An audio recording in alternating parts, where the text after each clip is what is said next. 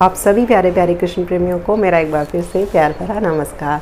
मैं आप सबकी सखी कृष्ण सखी यानी शिवी सखी एक बार फिर से आज हूँ आप सबके सामने। कोई मुझसे पूछ रहा था कि हमसे, जब हमने गीता तो पढ़ ली है कई बार, लेकिन जब हमसे लोग पूछते हैं कि अच्छा तुमने गीता पढ़ लिया, बताओ क्या सीखा तुमने गीता में, गीता का सार एक लाइन में बताओ, तो हम उसको क्या कहें, हमें नहीं समझ आता। भाई एक तो डिपेंड करता है कि सामने वाला किस उद्देश्य से पूछ रहा है, क्या वो बहस करने के उद्देश्य से पूछ रहा है या वाकई वो गीता का सार जानना चाहता है। दो सिचुएशन है, जो जानना चाहता है वो तो समझ जाएगा, और जो सिर्फ बहस करने के उद्देश्य से ही बैठा है तो उसका कोई अंत नहीं पाया जा सकता, तो उससे तो हाथ जोड़कर चुप ही रहना बेहतर होता है। लेकिन अगर जो वाकई में जानना चाहता है, उसको एक बार उत्तर अगर आप देना चाहते हैं एक लाइन में, वो मैं आज आपको बताऊंगी। शुरू करने से पहले मैं आप सबको बता दूं, मैं शिवी सखी अपने चैनल पर ठाकुर जी से संबंधित की प्रेम भक्ति सेवा से संबंधित ऐसी वीडियोस बनाती रहती हूँ जिसमें आप अटक जाते हैं नियम कानून को लेकर कि भगवान श्री कृष्ण से प्रेम से कैसे जुड़े, नियम बीच में बाधा बन रहे हैं, वो प्रेम भी है तो क्या करें, ऐसी वीडियोस में लाती रहती हूँ। आप चाहते हैं तो मेरे चैनल को सब्सक्राइब ज़रूर कर लीजिए, जिससे आपको वीडियोज़ मिलती रहेंगी। तो भाई खैर, बात हो रही थी गीता के सार की। अगर कोई पूछता है कि गीता का सार क्या है, तो गीता का सार है, मुझसे अगर कोई कहे, मेरा जो एक्सपीरियंस रहा, गीता का सार है कृष्ण को प्रेम करें। हमारे जीवन का सार है कि कृष्ण से प्रेम हो, सिर्फ और सिर्फ कृष्ण से प्रेम करें, और कहीं नहीं, किसी से नहीं, ना किसी वस्तु, स्थान, व्यक्ति विशेष, स्थिति या कोई जगह, किसी चीज़ से नहीं, सिर्फ कृष्ण से प्रेम करें। यही गीता का सार है।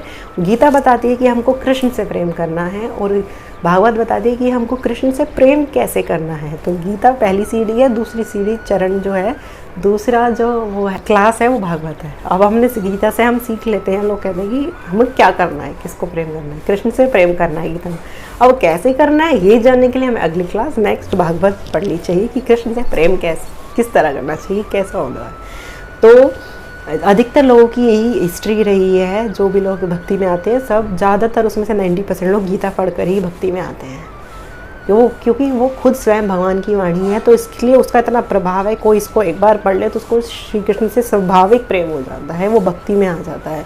कितनी लाइन ऐसी, कितनी ही स्टोरी ऐसी हैं, मतलब 95% भक्त ऐसे हैं जो सिर्फ गीता पढ़ के ही भक्ति में आए हैं। इवन मेरी भी खुद जागृति इससे हुई है कि जब मैंने उसमें पढ़ा था कि कृष्ण को प्रेम ही मान सकते हैं ना, उस एक लाइन ने मेरा जीवन बदल दिया था। तो मेन यही है कि गीता हमको सिखा दे, अगर आपने पूरी गीता पढ़ ली और आपको अभी तक श्री कृष्ण से प्रेम नहीं हुआ, वो आपके इष्ट देव नहीं बने, वो आपके आराध्य देव नहीं बने, आप उनके प्रति समर्पित नहीं हुए, आपको देख करके कोई कृष्ण नाम नहीं, किसी को कृष्ण नाम नहीं याद आता, आपके प्रेम में, आपकी चर्चा में, आपकी ज़ुबान पर, आपके हर एक कार्य में अगर श्री कृष्ण नहीं झलक रहे, इसका मतलब अभी आपने गीता का सार नहीं जाना। अगर आपने गीता पढ़ी है तो आपको कृष्ण से प्रेम हो जाना चाहिए, यही उसका सार है। क्योंकि फिर गीता हमको यही सिखा दी कि हमारा एकमात्र से केवल और केवल प्रेम लायक सिर्फ और सिर्फ श्री कृष्ण है। हर एक जीवात्मा का जो प्रेमी है, जो भगवान है, जो प्रेम जो उसका उद्देश्य लक्ष्य है, वो श्री कृष्ण है, उसी के पास हमको जाना है। तो गीता हमको यही सिखाती है, और भागवत हमको सिखाती है कि प्रेम कैसे करना है ना। उनकी लीला सुन करके, भागवत में सारी लीलाएं है ना श्री कृष्ण की, भगवान की, तो वो लीला सुन के हमको और ज़्यादा प्रेम वो गाढ़ा होता है। कैसे करना है, कैसे गोपियाँ करती थी, कैसे ब्रज के ग्वाल, कैसे उनके अलग अलग भक्त उनसे प्रेम करते थे, तो भागवत हमको वो सिखाती है।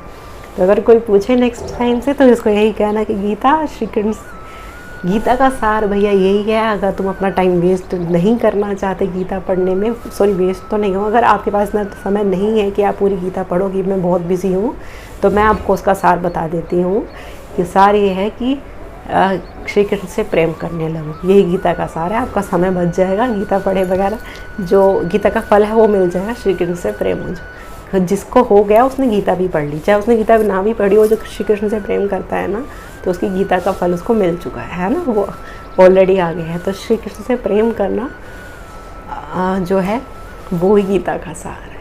इतनी सरल चीज़ है ना। तो ज़्यादा और ज़्यादा फिर वो कुछ और इंसान तर्क वितर्क करे तो हमें उसकी बहस में नहीं पड़ना, और बस हरे कृष्ण करके निकल जाना है ना। तो चलिए, मुझे भी शरद पूर्णिमा की तैयारी में मैं लगी हुई। आप भी बताइए कितनी तैयारी करी आपने शरद पूर्णिमा पर, क्या क्या करना है। और आप मुझे आगे दीजिए, मैं चलती हूँ। हरे कृष्णा।